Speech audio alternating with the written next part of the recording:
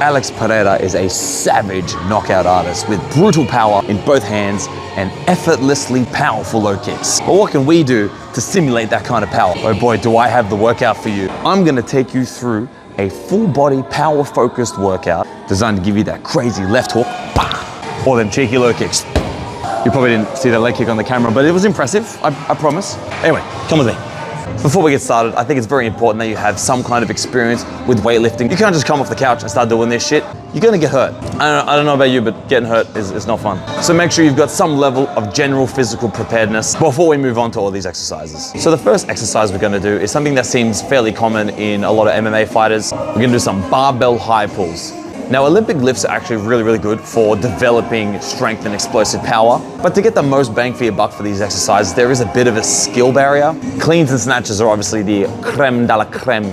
But MMA fighters have so much else to focus on in terms of like skill training and all that stuff that this is low priority. Strength training for fighters is about supplementing what we're already doing. We don't want to be spending years learning how to do a proper Olympic lift. So a barbell high pull kind of takes away some of that skill barrier. It's going to allow us to develop full body explosive power and coordination in the easiest way possible. We're going to do 4 sets. Each set is going to have 4 reps. Now, because there's low amount of volume, we have to use an appropriate amount of weight. Those 4 reps have to be hard. We want this exercise to be an RPE of 8 to 9, which is rate of perceived exertion, basically a scale of 1 to 10 of how hard something is. And because it's such an explosive movement, we want at least 3 minutes of rest between each set.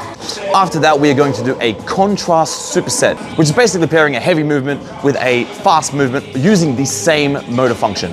We're gonna do 3 reps of heavy barbell back squats, followed by 3 reps of box jumps, because box jumps are fun. Who doesn't love jumping around? There's many ways we can do box jumps depending on your level of fitness. Regular box jumps are fine, but you can also start from a kneeling position. But if you wanna go full Alex Pereira, we're gonna do 1 to 2 hurdle jumps before the box jump to really elicit that elastic response. We're gonna get that spring working, baby. We're gonna do 3 sets of that with 3 minutes of rest in between, because once again, explosive movements, dynamic movements, powerful movements, we need rest. We need every rep to be of the highest quality. Moving on to the upper body, we're going to do a dynamic upper body superset of dumbbell shoulder presses. We're gonna do 6 reps each arm. We're gonna do a moderate weight with a controlled eccentric, but fast explosiveness. So 3 seconds down, explode up. Once you've done 3 reps on each side, you're gonna move to medicine ball throws. Once again, some pretty fun stuff. As you can see, Alex Pereira likes to do it where he's constantly alternating sides, and it is fast. So you're gonna do 6 reps or 3 on each side. Boom, switch stance, boom, switch stance, boom, switch stance. We're gonna do 3 sets with 2-minute rest in between. The weight is a bit more moderate in comparison to the other sets, so we can get away with a little bit less rest time. Now for some core work, Alex Pereira loves the cable machine because it's awesome. So we are going to do some cable wood chops. We're working the obliques and generating explosive rotational power. We're not obviously gonna do just hooks on this machine like Alex Pereira. So you're gonna start on the side, you're going to explode with rotation, hold it at the end phase, and then control it back. Because any kind of rotation is quite indicative of using the spine as well as the obliques, just for safety reasons, make sure you safely build up the weights for this one. Once again, 3 sets of that with 90 seconds rest in between. So finally, let's wrap up the program with a conditioning piece, because I know you love that shit. Today we're gonna use the rower. This way we're getting the conditioning in. But because in this program, a lot of the exercises have been quite front dominant, the rower is gonna help balance that out, get the back working, which is gonna help support all the other movements. So we can do sprint intervals of 15 seconds as fast as you can, followed by 45 seconds of active rest, about an RPE of 3. You're gonna do this for 4 to 8 sets, depending on your fitness level.